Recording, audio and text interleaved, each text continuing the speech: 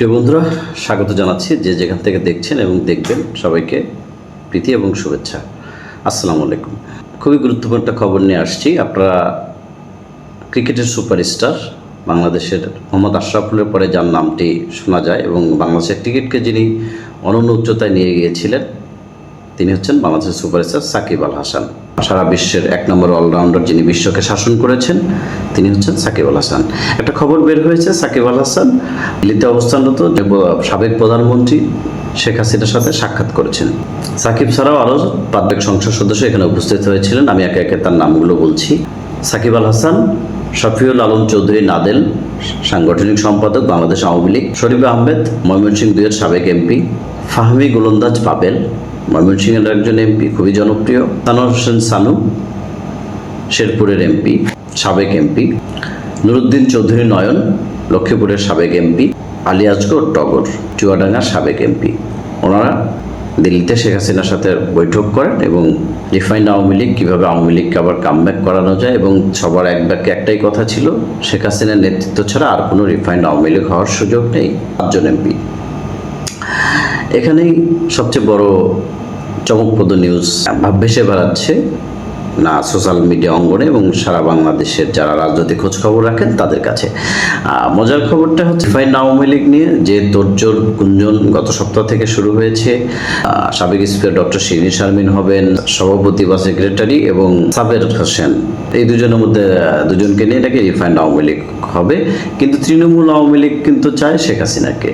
সেটা নিয়ে এখন কথা বলবো, বিস্তারিত কথা বলবো। আপনারা ভিডিওটা শেষ পর্যন্ত দেখবেন, আর শেষে আরও কিছু কথা আছে।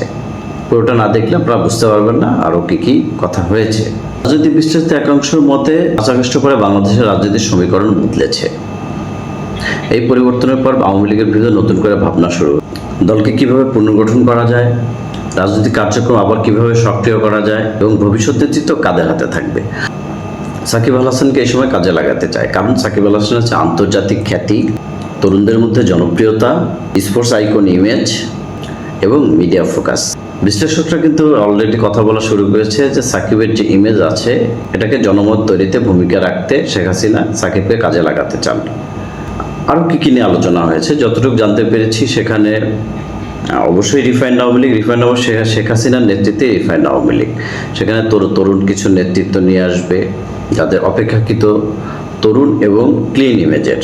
সেখানে মাশরাফি থাকতে পারে, সাকিব আল হাসান থাকবে, নুরুদ্দিন চৌধুরীর ছেলে সাবেক শিক্ষামন্ত্রী মহিবুল চৌধুরী নওফেল, মিল্লাত মুন্না, নিঝুম মজুমদার, এছাড়াও নাম না যেন অনেকেরই কথা উঠে এসেছে। ফোকাসটা ছিল দলের ভবিষ্যৎ কাঠামো ঠিক করা, তরুণ প্রজন্মকে যুক্ত করা, রাজনৈতিক ইমেজ রিব্র্যান্ডিং এবং দলীয় কার্যক্রম পুনরায় সংগঠিত করা। এটা রাজনৈতিক কৌশলের অংশ। রাজনীতি কিন্তু দৃশ্যমান জিনিসের বাইরে অনেক গভীর সমীকরণ ঘটে। সাকিব আল হাসান এবং শেখ হাসিনার বৈঠক কি সেরকম কিছু ইঙ্গিত দিচ্ছে? দেখতে থাকুন, এবং এ সংক্রান্ত আরও কোনো খবর আসলে আমি অবশ্যই আপনাদেরকে দিব। মুক্তিযুদ্ধের সপক্ষের মানুষ হিসেবে আপনাদের কাছে একটা অনুরোধ থাকবে, আপনারা আমাকে সহযোগিতা করতেছেন এবং আরও করবেন। আমার চ্যানেলটি সাবস্ক্রাইব করে দিবেন, আমি যেন আরও নতুন ভিডিও আপনাদের দিতে পারি। সে পর্যন্ত ভালো থাকবেন।